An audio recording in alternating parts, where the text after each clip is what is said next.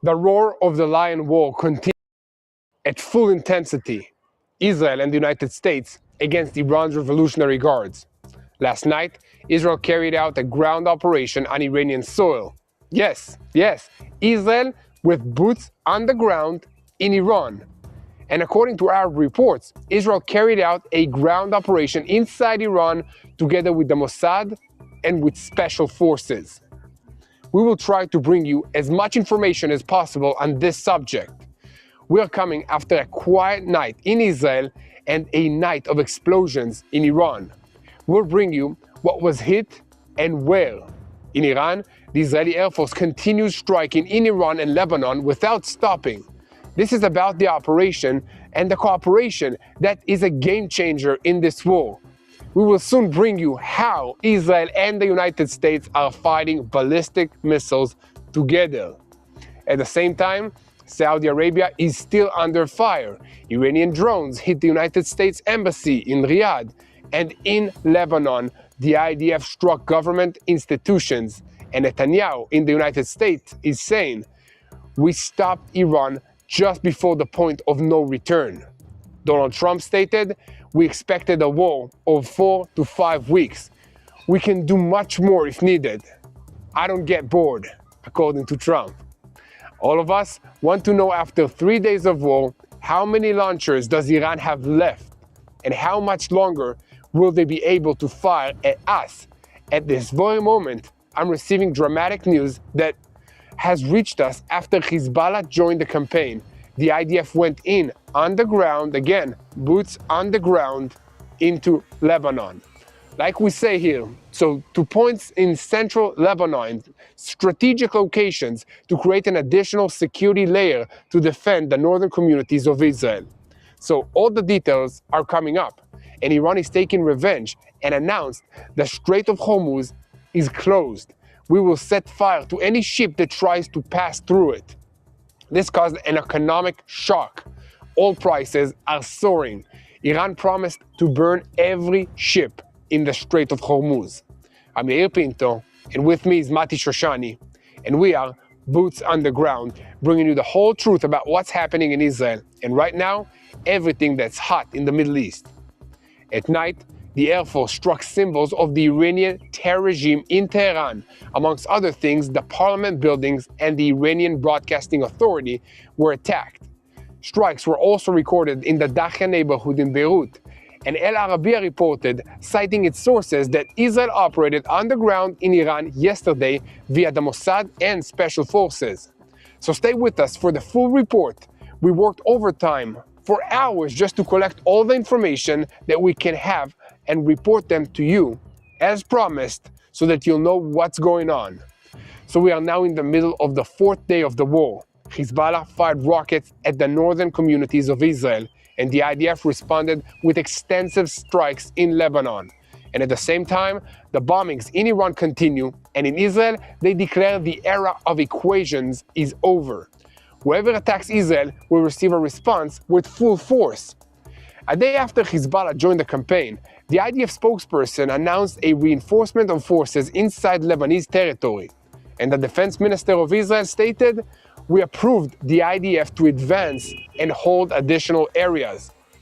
Another report is the Lebanese army withdrew from forward positions in the border to maintain the safety of the forces in the face of escalation. By the way, I must note that while Trump is bombing Iran, Europe's leaders once again remain only spectators on the side. Write in the comments, what do you think about that? Do you think that Europe should do something to help? The United States president delivered a live address for the first time since the campaign in Iran began, and against the backdrop of polls showing that most of the American public opposes it, he tried to explain. A sick and evil regime equipped with long-range missiles and nuclear weapons was an unbearable threat to us. This was our best opportunity to strike. You cannot negotiate with these people. Earlier, he said in an interview, "Unlike previous presidents, I do not rule out sending ground forces." The United States Embassy in Riyadh was attacked by 2 drones and announced that the spokesperson of Saudi Arabia, the Ministry of Defense, stated that it was indeed attacked by suicide drones from Iran. And the American embassy issued a security alert advising all US citizens to maintain a personal safety plan. In a dramatic step meant to shake the global energy markets, the Revolutionary Guards announced the closure of the Strait of Hormuz, one of the most important maritime trade routes in the entire world, through which about a fifth of the world's oil consumption is passing through. 750 vessels are stuck in the area, and earlier, Tehran reported an oil tanker burning in the strait after being attacked by drones. It cooperated with the United States, according to the Iranians.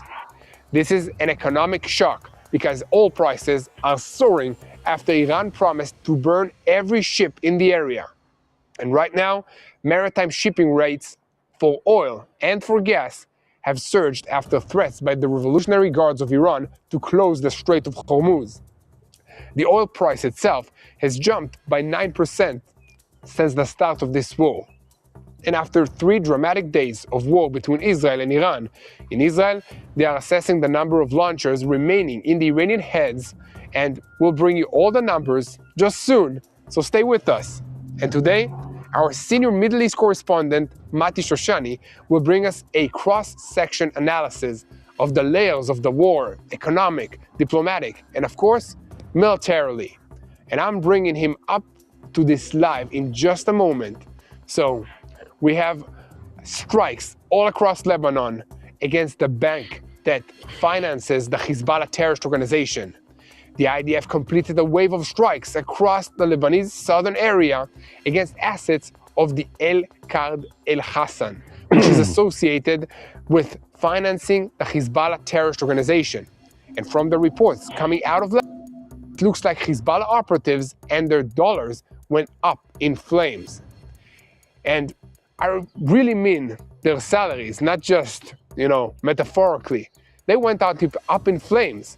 The entire street after the strike on the bank was filled with dollar bills that flew out and scattered in the air from the blast wave.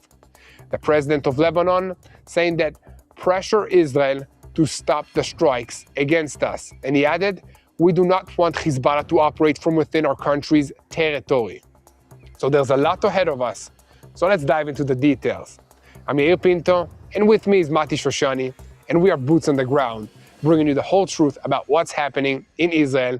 This is day 4 of the war, Roar of the Lion, against the head of the Middle East axis of evil, the Revolutionary Guards of Iran. So Mati, the war is happening very fast, and every day, throughout the past 2 years, we've seen every morning. Again, we're amazed at the combat capabilities of the IDF, from the beepers to striking leadership of Hamas abroad, and then now striking the head of the snake, the Ayatollah regime, the Ayatollah Ali Khamenei. And on the other hand, right now, the entire Middle East and the world as well will go through a strong shock because of this war. Down to a minimum. Can you, in 3 different because spheres, I think you have economic, automatic diplomatic, and exposure on, and that's tell kind of us messing how with, this war is changing in the Middle East. You want me to turn that off? And okay. what else is ahead of us? Good to have you with us, Mati. That's the manual. You're looking good. Manual, and now turn down all the exposure.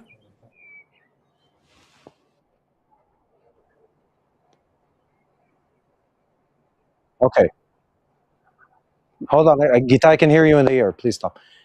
Guys, sorry, we're having a technical issue here. So guys, listen. I want to tell guys, you guys we have some technical issues. Can you stop talking, Gita? Gita, please stop. So we're hearing our producer through the ear. Please. Okay, I'm gonna go. Listen. How's that? So you asked a very, very good question. Sorry, if there's ever a question of if we're live, we always have some kind of technical glitch, which is to be expected when you have this many lives in a day, and we're only getting started with today. But here's what's really happening. Yair asked a very, very good question, which is the question of money.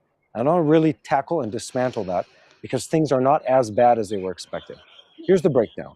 The Iranian regime's plan for D-Day, for the day that the US would attack, for the day that the US would put the absolute squeeze on them financially, was to put a financial chokehold on the world. And the way that we're going to go about that is by, one, pumping their own illegal fuel, crude oil, to other countries to keep their cash coming in, and then to put the squeeze on the Straits of Hormuz and stop the export of oil and natural gas in liquid form from the Qataris, from the Bahrainis, from that region as it goes south through the Straits of Hormuz. Here's the thing. The US government and Israel knew that this was coming. And what they did preemptively is they did a very, very long move of steps in which they eliminated, one, the Iranians' ability to sell illegal oil or sanction oil around the world.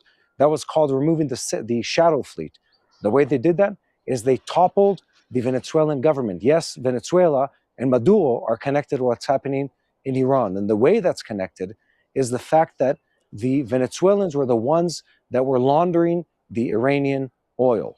They were selling the oil for the Iranians, and that was giving the Iranians the cash they need to keep the machine going. So first of all, they disconnected them from the global system.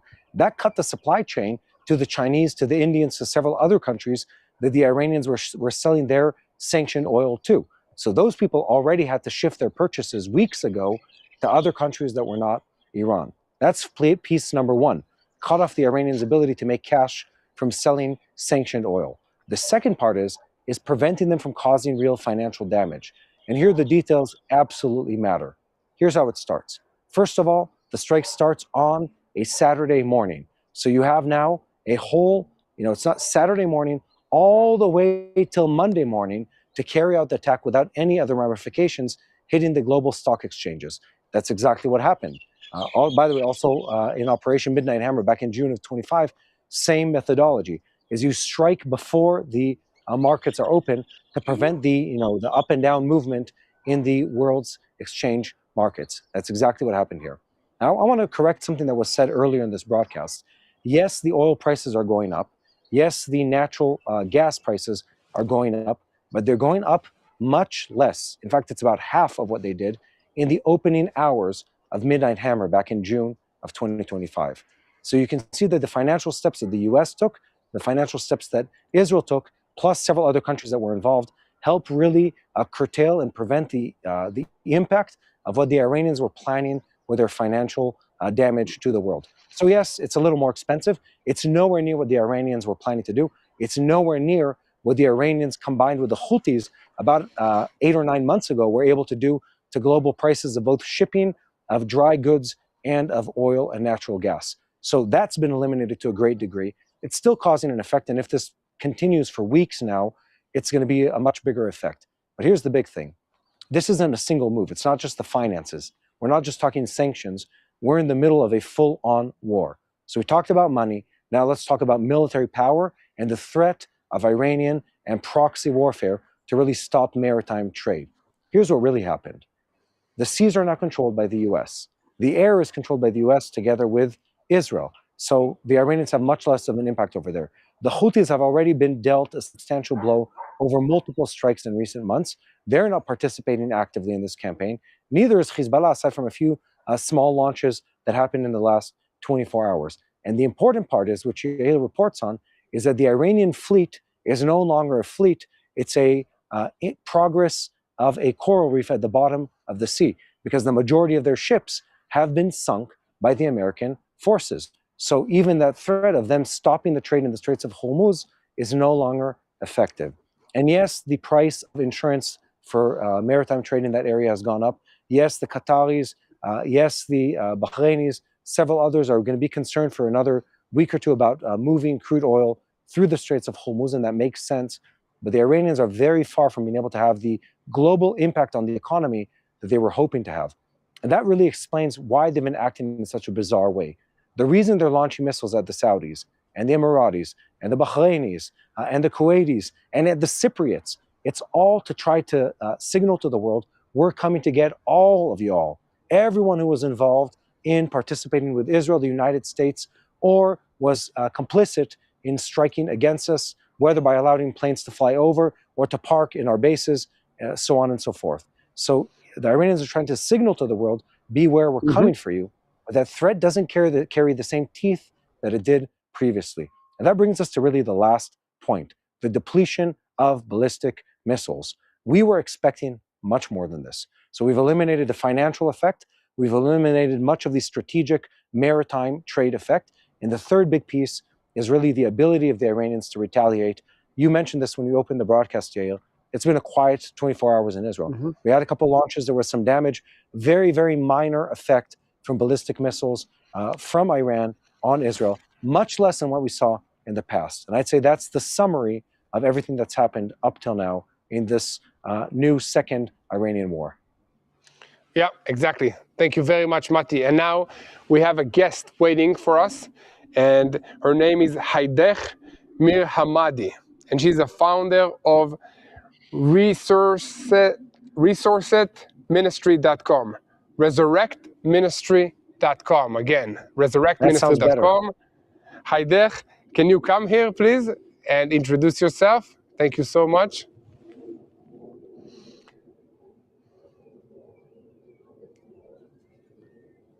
Hello? We can't Can hear you you. hear me? Can you hear me? No? Let's get her off mute. Let's see.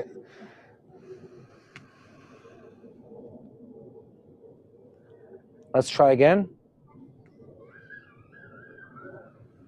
No, okay. So let's give our technical team another second, Yair. Yeah, sure, no problem, Mati. And I think this is a very important interview because we want to understand what's happening actually inside Iran. So what better it is than to bring somebody who's an Iranian to explain what the people of Iran are going through now, what are their plans and chances to take over this regime, and how can we, all of us, pray for them here in this situation. So can you hear us now? Can you hear us now? Checking 1, 2, 3, 1, 2, 3. I don't think so. Can you hear me? No. No. Okay. I'll pick up over here then for a minute, Yair. While we're trying to work this out, I want to give people an insight into what's happening on the ground in Iran. We're trying to work out the technical issue. Guys, producers in the background, ping us when this thing works itself out. Look, on the ground in Iran, there's a couple things that are worth noting that are of relevance for a global audience. Let me tell you what those things are. One, there are demonstrations throughout Iran and by expats outside of Iran that are supporting the Israeli strike on the Iranian Ayatollah regime. And when before in history have you seen a people who are being bombed actively by an enemy country chant in the streets in favor of that country? The answer is never before, not in my recollection. There's a second part to this. Outside of those people, there are Iranian expats around the world that are chanting Bibi, what is the Iranian word, the Parsi word? June. I know, I forgot. Yeah. Bibi June. I think June is sweet. June, yes. Yeah, so it's sweet Bibi anyway. They're chanting in favor of Prime Minister Netanyahu, and that shows you how happy those people are. And the setup for everything that's happened here was on day one of this strike, President Trump comes out and says, Iranian people, this is for you. We're laying the groundwork so you guys can overthrow the government. I mean, you can bomb as much as you want. It doesn't change the government. The people need to make an active move of really replacing the regime, the Ayatollah regime. And by the way, just earlier today, within the last 2 hours, Israeli Mossad tweeted publicly and said, Iranian regime, there's no point in trying to elect a replacement for the supreme leader. Only the Iranian people will decide on the identity of the next leader. And then what happens? A bomb comes from the sky and bombs the meeting where they're trying to replace, there was a committee meeting together, trying to replace the Ayatollah who was eliminated several days ago. So that's important to note. Are we good on audio or do I keep going? I'm good. Are you good? Can you hear me? Oh, yes, we can hear you. We can hear you. Amazing. Yay, it worked. Great. The miracles Technologies of live TV. This is just to show, we do this on purpose to show our audience that we are actually live. So don't take it personally, No, and if you can, technology is amazing. We're across the country from one another, and here we are live. So God bless you. I hope you're all staying safe. We're all praying for Israel and the safety of its people. Well, definitely. Amen. If you can start by introducing yourself and then give us a brief of what's happening in Iran from the perspective of the Iranian people. Yes. So I worked in counterterrorism for 20 plus years. And as a Muslim, I was a devout Muslim. And I had a radical encounter with the Lord Jesus Christ. And now I left Islam to win battles for the kingdom. And so, but I have Iranian blood. My parents came here in the 60s, and I can't even tell you the excitement of the Iranian people. I have been waiting to go back to Iran since I was a little child. My daughter's a second generation American and can't wait to go back as well. So we're super excited for what this means for not only the future of Iran, but the future of the Middle East, because this will be the defeat of Islamism for the first time in centuries. Wow, this is amazing. And before this interview, you just texted me something very interesting that I think it's important to explain to our viewers. You said that the Iranians launched an attack against the Arab Gulf states, okay, Bahrain, Qatar, and United Arab Emirates, and others. And you had a very interesting reason for why, if you can elaborate on that. Yes, actually. So I'm watching the news and I'm thinking to myself, why in the world are they attacking the entire Gulf? And then, of course, I was reminded, I remember that their theology motivates them to galvanize the return of the Mahdi. So the difference between the eschatology, the end times belief of the Sunnis and the Shiites is the Shiites believe the Imam is hidden. And the Ayatollah is the Violeta Faqih. So he is a supreme ruler until the Mahdi returns. So the Mahdi returns during global chaos and corruption on the earth. And so they could be facilitating that by causing this war in the Muslim world as well, so that they can facilitate the return of the Imam and be victorious. Ultimately, it is to be victorious from their perspective. Okay. So what you're saying basically is that this is a spiritual war, Mati. Just a second here. I have a follow-up question here. Here's something I've heard repeatedly on this topic, which is they pretend to be a theocracy, a religious government. They pretend to be motivated by just the religion, just the faith element of it. But in fact, they're more a kleptocracy, or were, hopefully, I hope we can talk about them in past tense. They were more kleptocracy than they were a theocracy. They did have a religious aspect to it. The majority of the public wasn't supportive of it. And what they actually did, their main religion was greed. Their main religion was control, taking over the country. And I think the big disconnect that I've seen, I'd be interested to hear your take, is the people saying, we reject your practices. We reject the pretense that this is all ideologically and religiously motivated, because what you've done is you've stolen our country. You're the kidnappers of our country. I think they poke a hole in the facade of it's only religiously motivated. There's an evil behind it that is also, from what I've seen, far more base in human nature of just controlling and stealing from the people of Iran. What would your take on that be? So let's definitely separate the Iranian people from the regime. The Iranian people have outrightly rejected the Islamic theocracy, kleptocracy, whatever you want to call it. It's oppression and demonic. So the people have absolutely rejected it. They're burning down mosques in the revolution. But I think to deny the theological underpinnings of the mullah is to deny the power of the Islamic armies that have been conquering the West for 1,400 years. So they absolutely believe that they are the right successors to the earth, to the civilization. This jihad has been going on for 1,400 years, conquering Christendom, taking over Jerusalem, and that is their intention. And they believe they will dominate the world. I mean, we're seeing the Islamization throughout Europe and the United States. So I think to deny their theocracy and their theology is to undermine what's really motivating them at the end of the day. I love your answer. Does that mean that they recognize that they've lost? Is there like a moment of retrospect where the Ayatollah, let's call it the mullahs, the religious governance of the country says, well, hold on, guys, let's like examine where this is going, because clearly this idea of us being victorious, clearly the messianic concept of, the Mahdi coming from us, it doesn't seem to be playing out in the way we expected. Is there a moment of reckoning there on a religious level or a faith level? I think so. Absolutely. I think if when they feel desperate like this and that they feel that they're losing, they're basically trying to call down heavenly power. We know the God of the Bible will be victorious no matter what in the end, but you could see from their theology that they are calling on heavens. It's kind of, as we say in the West, a Hail Mary, where we need heavenly support to win this battle. And our God says that we will be victorious, but this is the way they are seeing it through their God. Wow. So what would you say would be the top 3 most important prayers that our viewers can pray for the people of Iran right now? Well, most importantly, we pray for freedom. We pray for freedom and the defeat of this tyranny.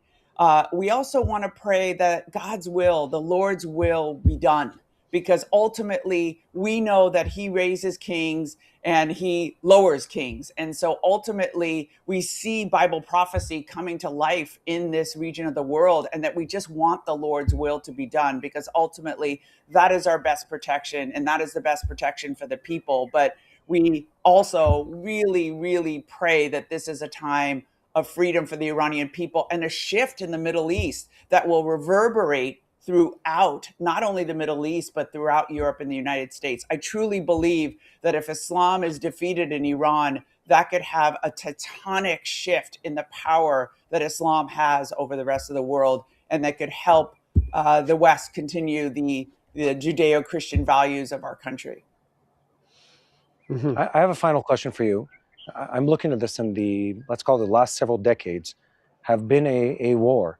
And this war, I think, represents sort of the new Cold War that we're living in right now, which is between Judeo-Christian values, Israel, the United States, what's left of Christianity and Judaism in Europe, etc., those who are brave enough to stand up and express their opinion on the topic.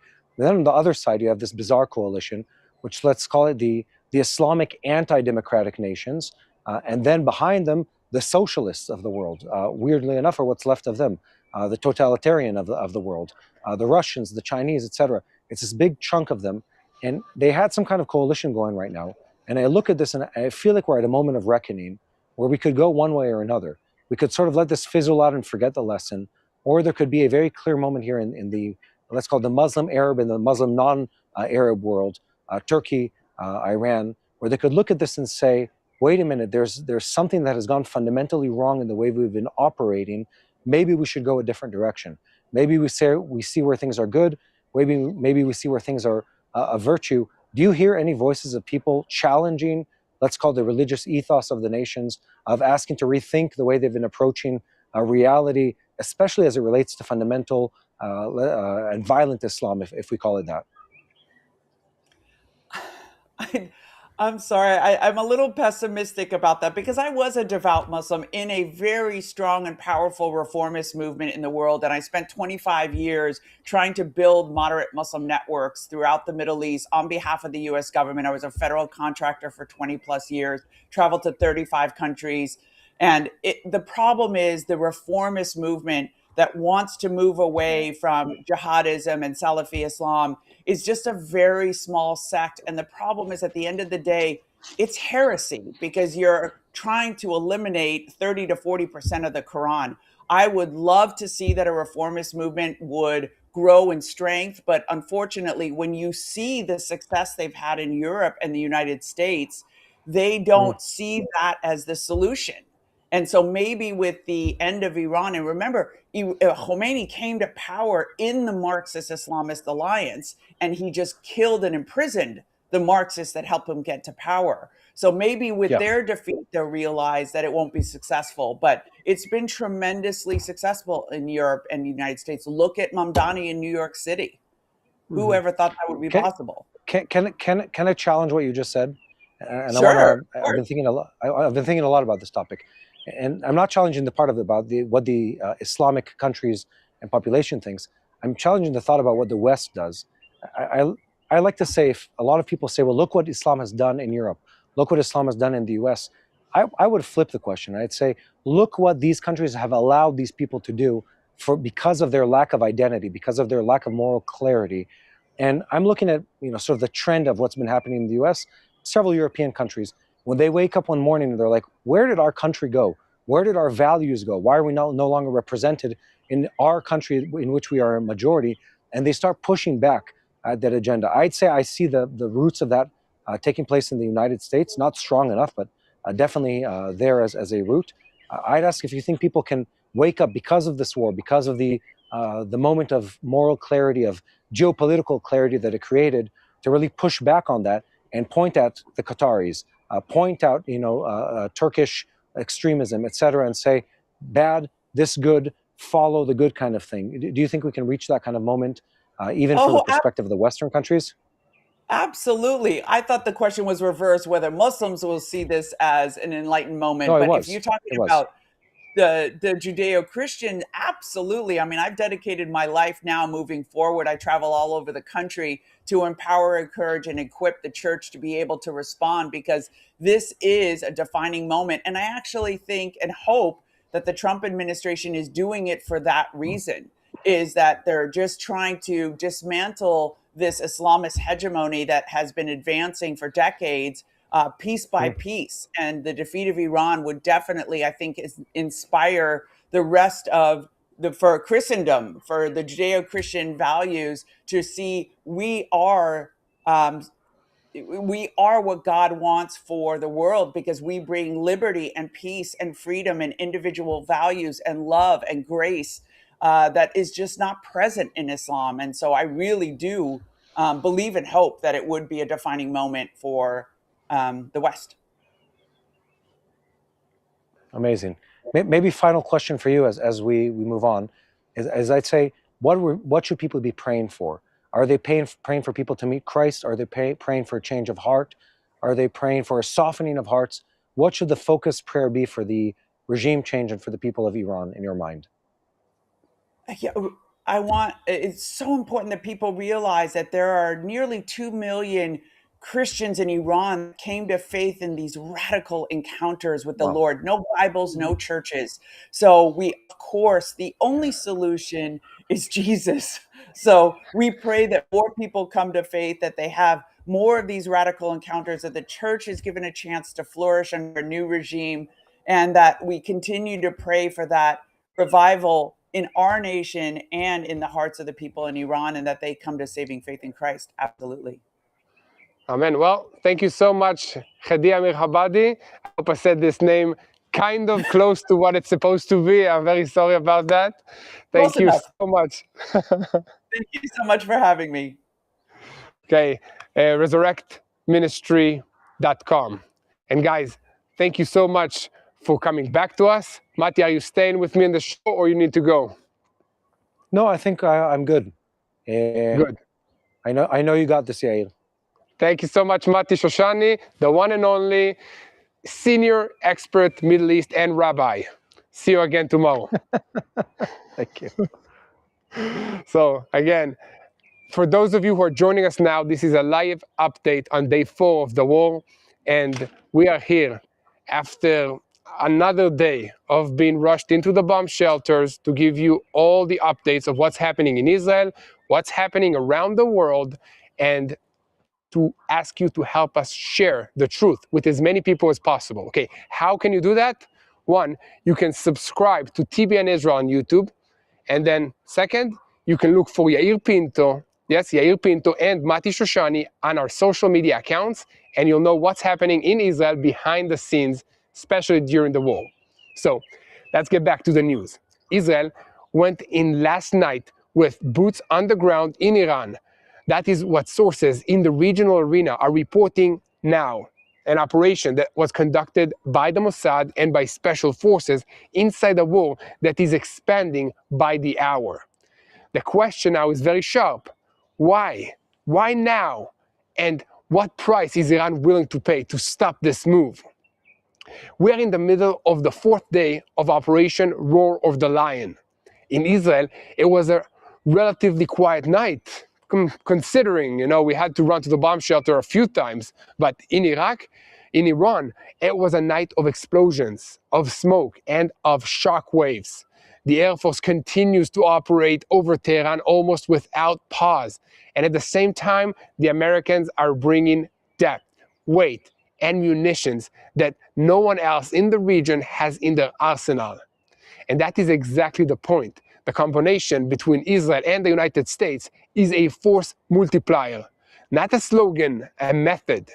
And over the night and the morning, the Israeli strike is focusing on 2 main tracks. The first, symbols of governance, command, and control. And the second, fire arrays, mainly ballistic missiles, and the ability to produce them, and also to hide them, and, of course, to launch them. And in the military, they are talking about an organized pursuit of launchers in western Iran, a real hunt. The idea is clear: to turn every launcher team into a moving target, to make them understand that they are exposed the moment they come out of cover. In Israel, they sum it up in one sentence that I heard again and again over the past 24 hours. The era of equations is over. There is no more measured response. There is no more, let's keep the cards open. The message is that any attempt to harm Israel, even with a single aircraft, gets a broad and fast response. And now, to the details. This morning, there was a report of a wide strike in the heart of Tehran. About 100 fighter jets attacked a leadership compound of the Iranian terror regime using more than 250 munitions. At the same time, there were reports of strikes in Isfahan and Tabriz, and also explosions in the Karaj and the Shiraz. This is not one wave.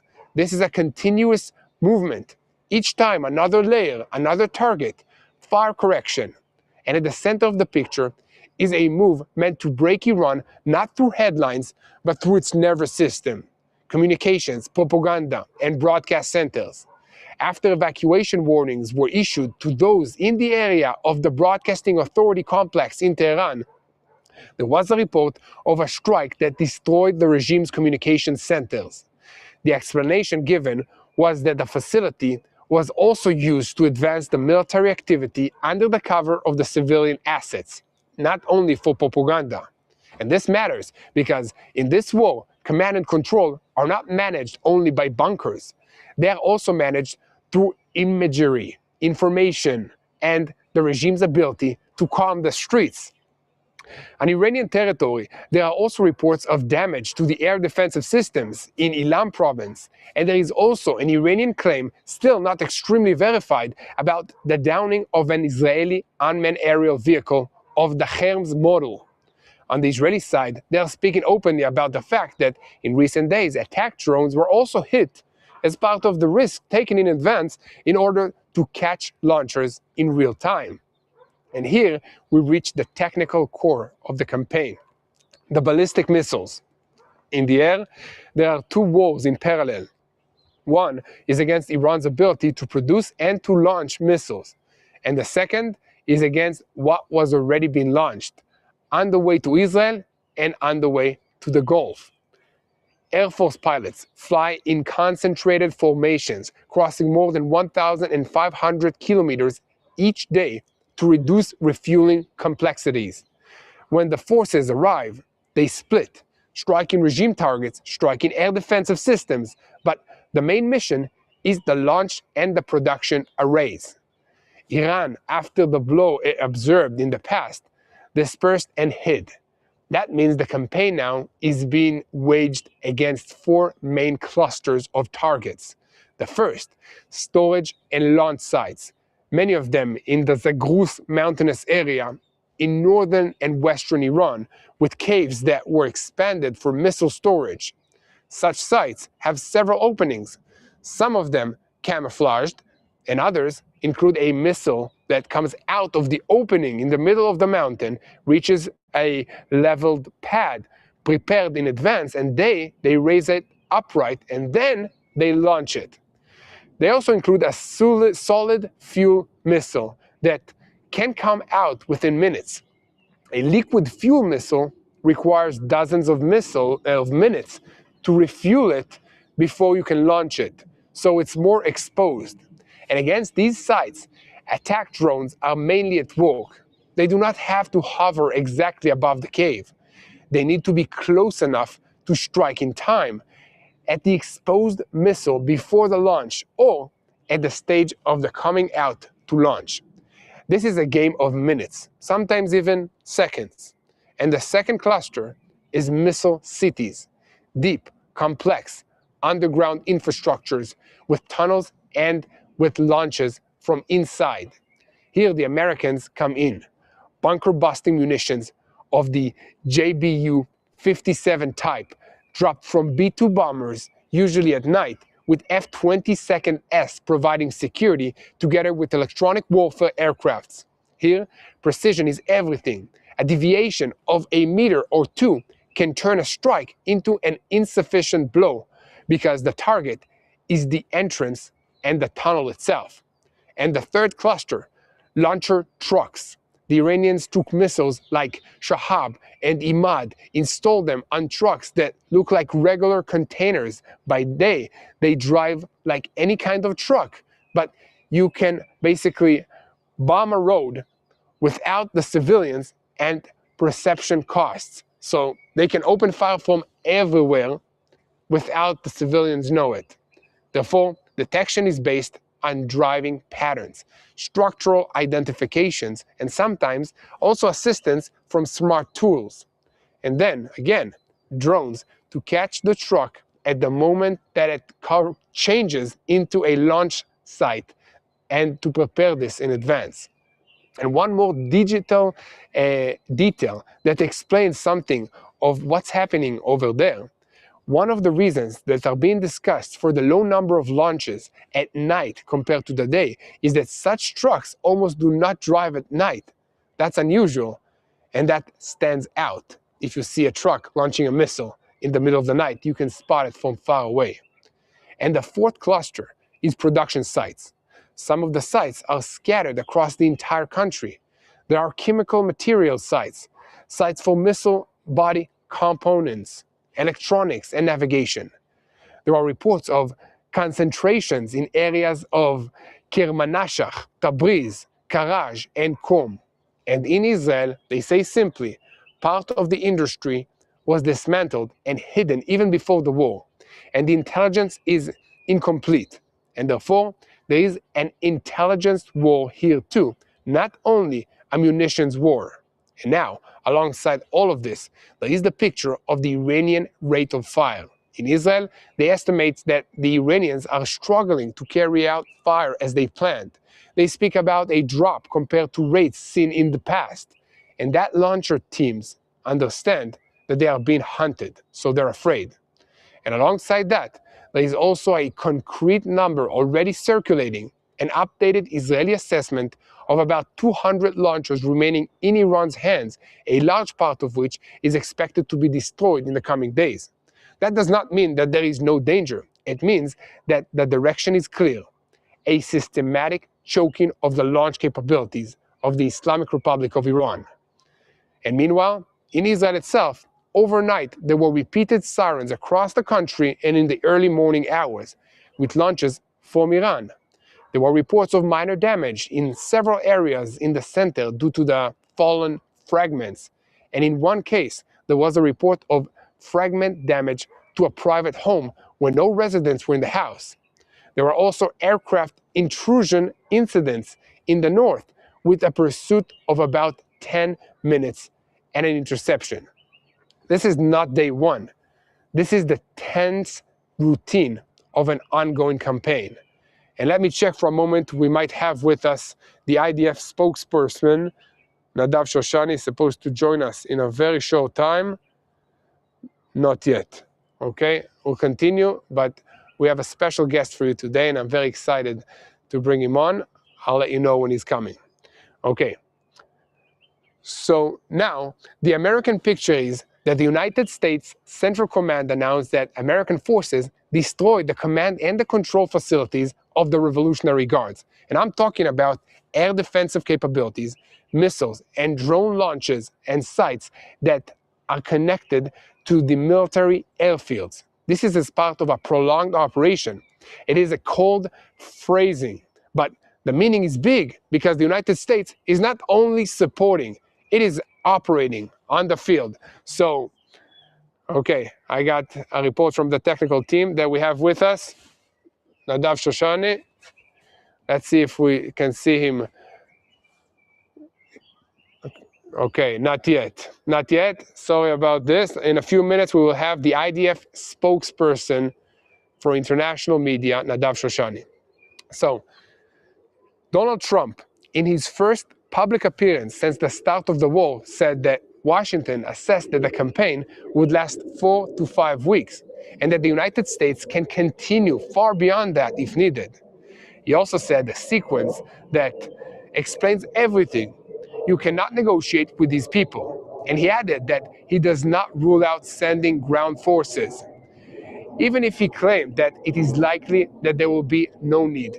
This was the best opportunity to strike Trump, and he continued it. Okay, so we have with us the IDF international spokesman, Nadav Shoshani. Can you hear me, Nadav? I can hear you great. Good Great. afternoon, Yair, and you safe. Thank you for being with us. And I would like to ask you, first of all, to explain to us the operational objectives of this war on behalf of the IDF. Why did we launch a preemptive strike against Iran? Well, we're facing an Iranian regime that for the last 50 years has vowed death to Israel, death to America, but more importantly than that, they have been acting to promote that. And what we've seen from this Iranian regime is a threefold plan. The proxies that they've invested in the same year that their civilians had no water to drink, they invested almost $1 billion in their proxies across the region. Their main one, Hezbollah. The second thing is their ballistic missile program, and you saw, all of us saw, the damage that one ballistic missile can cause, killing 9 people, injuring dozens more, and they had in the low thousands of them, and they wanted to work towards 8,000, 10,000. They were producing dozens every month, hundreds every year, and they wanted to get to a situation where the amount they have is overwhelming for us and would just be something that would be too much and a real existential threat. And the third thing, the nuclear program that we dealt with alongside our American partners very successfully in June. But what they were doing right now is something very clever. The Iranian people are very patient. What they were doing right now, they were fortifying and concealing those sites, which is to say, they were thinking long term. They were first of all making sure that the sites that they want to produce a nuclear program in would be impossible to reach when we do find out that they're promoting a nuclear weapon again. So now was the time to act before they had a so-called immunity or protection from anyone to attack them.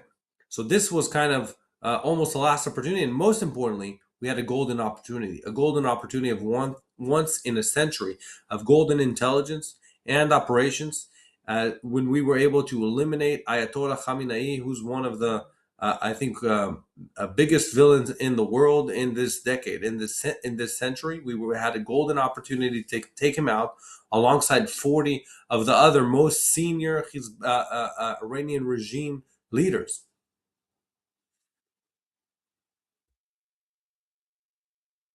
In this morning, Israel launched a strike of about 200 airplanes into an enemy state. Was this coordinated with the United States? And then what was the target of this initial strike other than Ayatollah Ali Khamenei? What was the goals and what was achieved up until now? And what do we have to expect yet until this will be a mission accomplished for the IDF?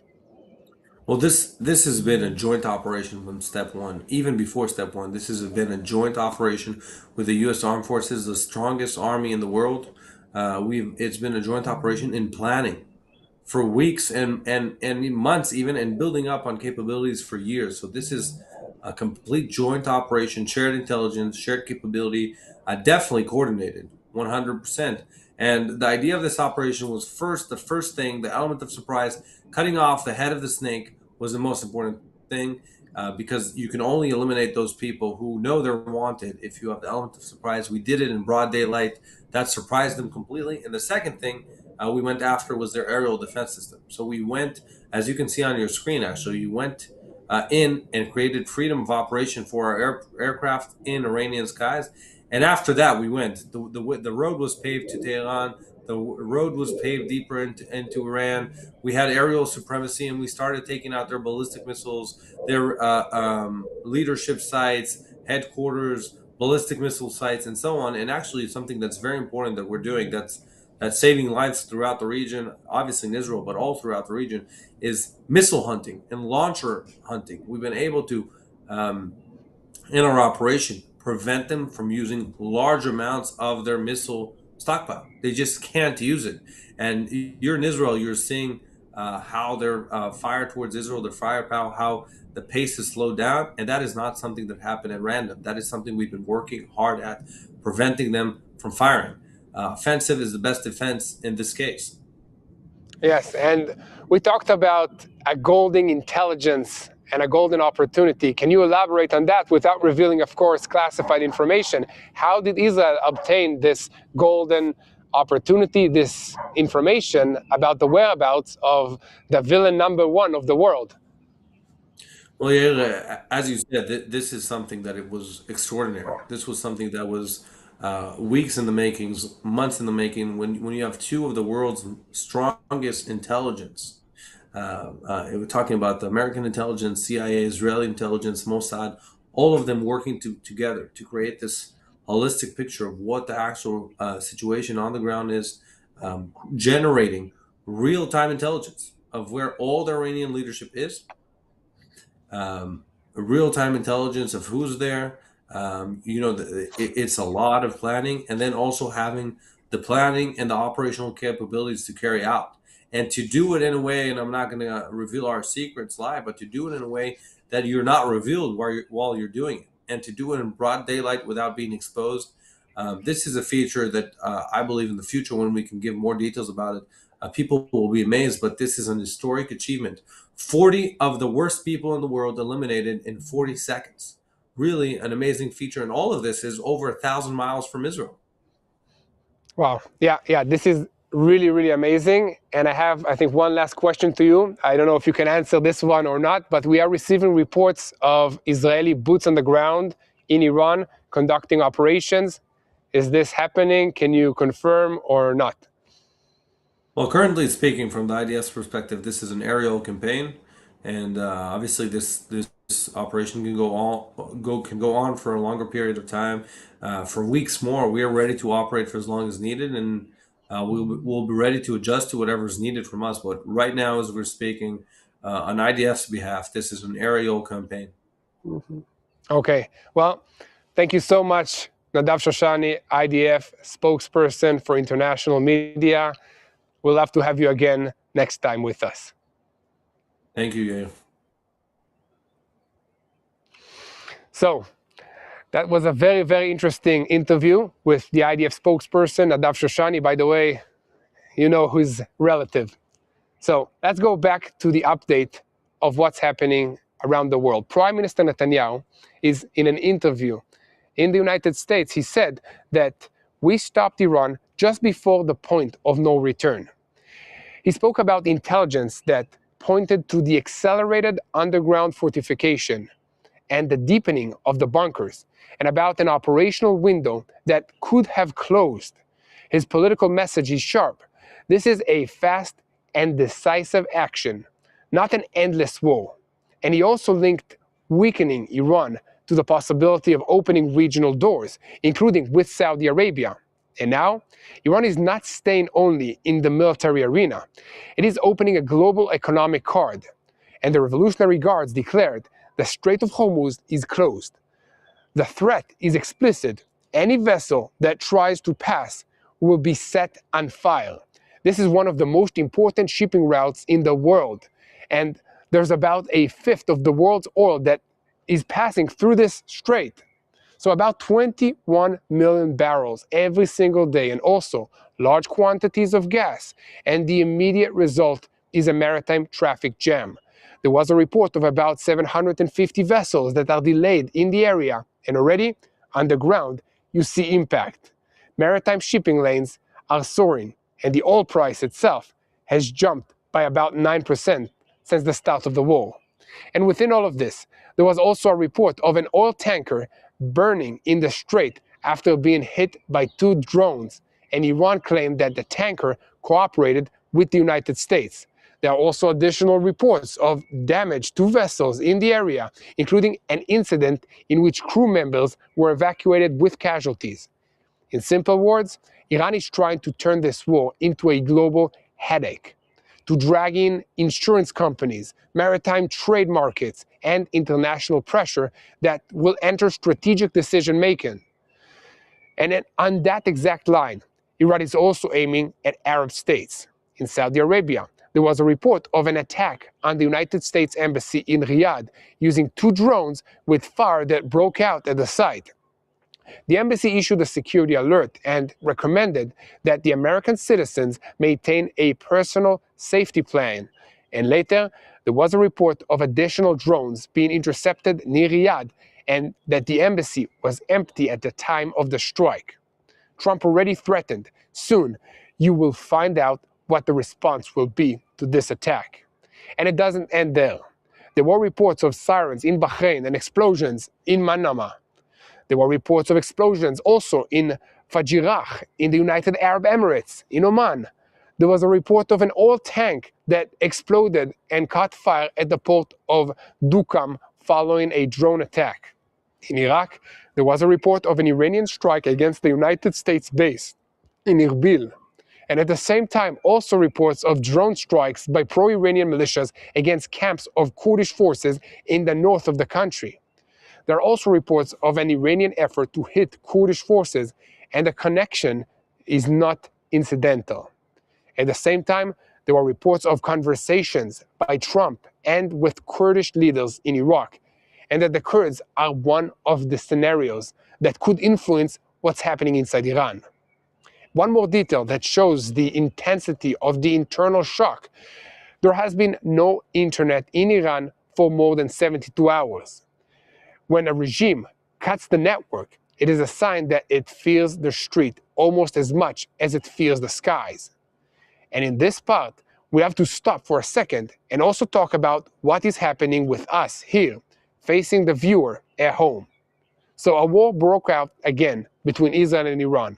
And all across Israel, families are running to bomb shelters. Children are hearing sirens inside of schools.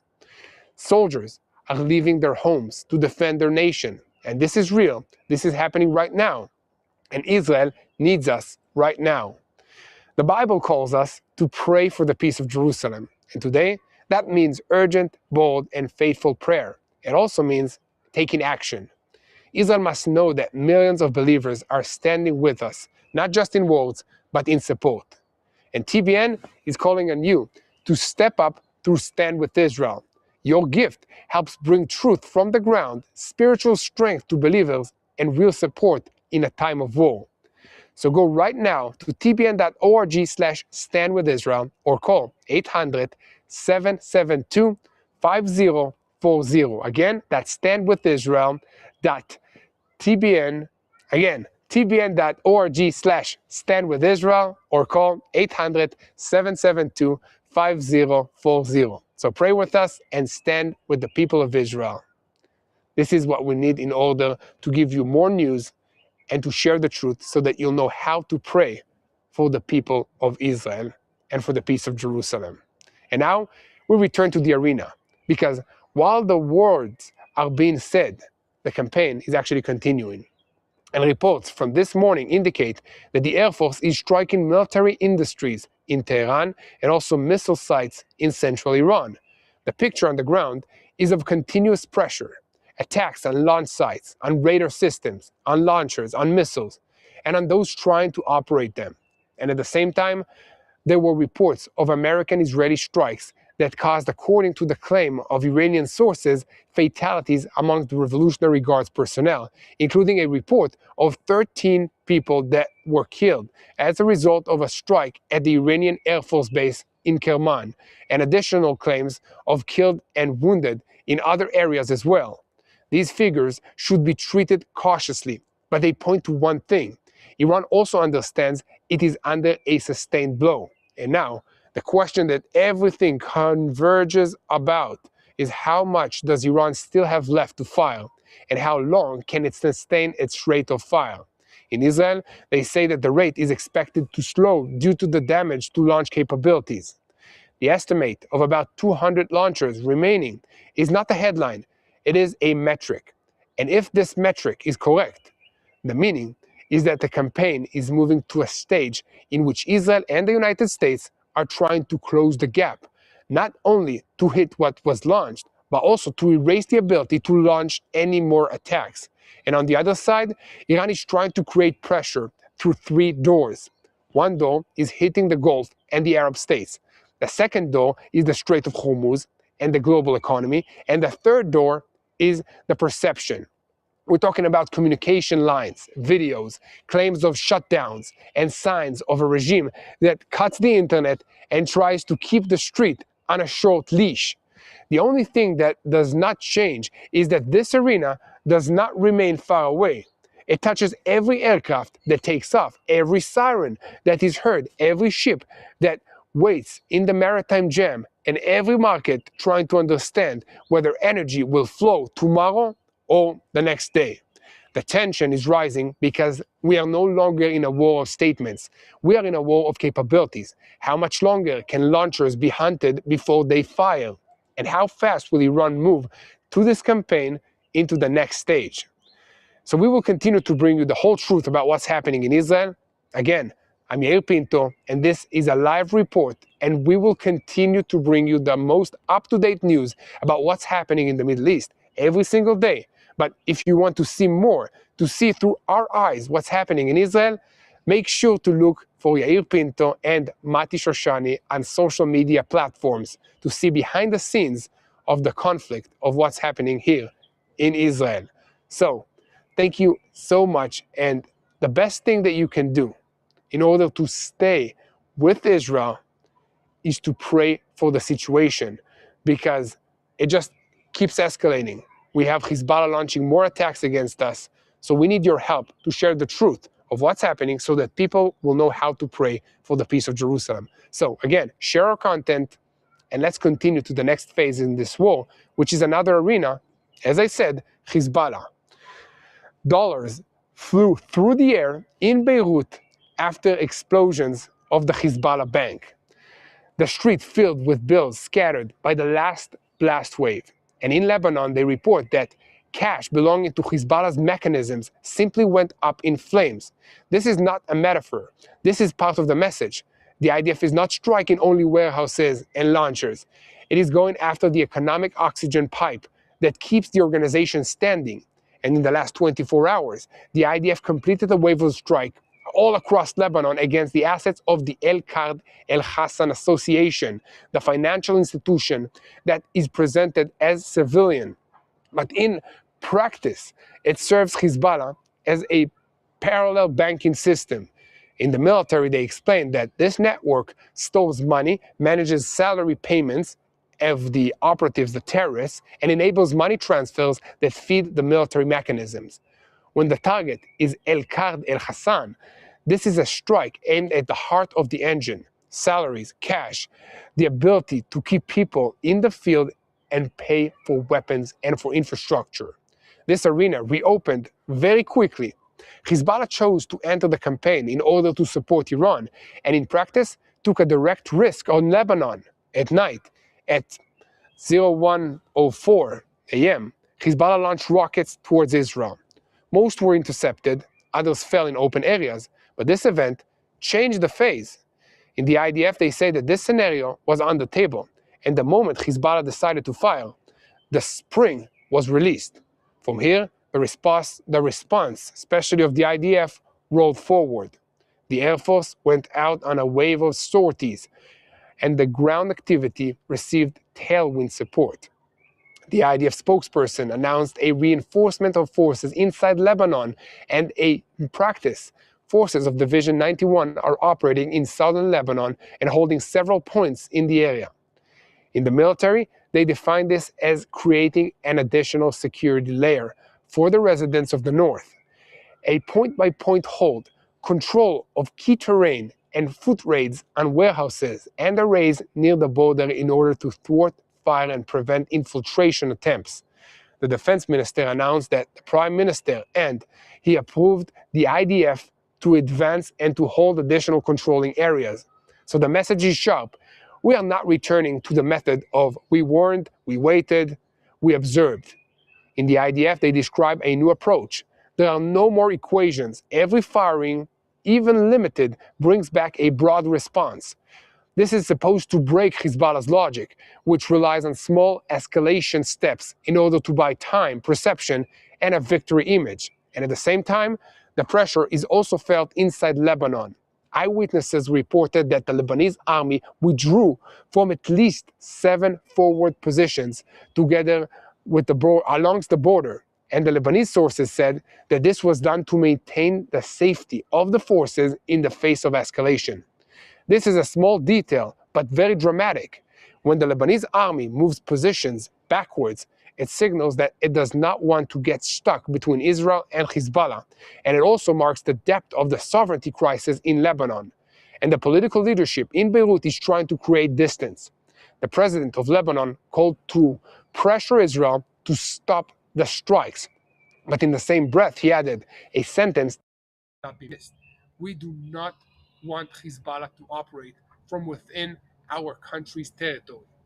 This is a statement that paints Lebanon as a country trying to regain control over territory it has already lost, while the Shiite organization drags it again into confrontation. And inside this entire picture, another dimension was entered: international perception. While the regional campaign is shaking, Europe's leaders are once again seen as spectators on the side. So let me know in the comments what you think about this.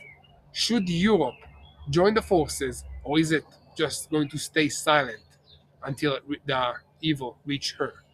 So now the operational question is very simple. After they hit the money mechanism and after the forces are already holding points on the ground, will Hezbollah try to prove resilience and expand the fire, or will it understand that this time the price is not only in headquarters, but also in salaries and in the ability to keep the system running? So this is the information that we have for you now. I would ask all of you to keep spreading the truth, to pray for the situation, and if you want to help us create more content from Israel, make sure to go to tbn.org/standwithisrael. Again, that's tbn.org/standwithisrael.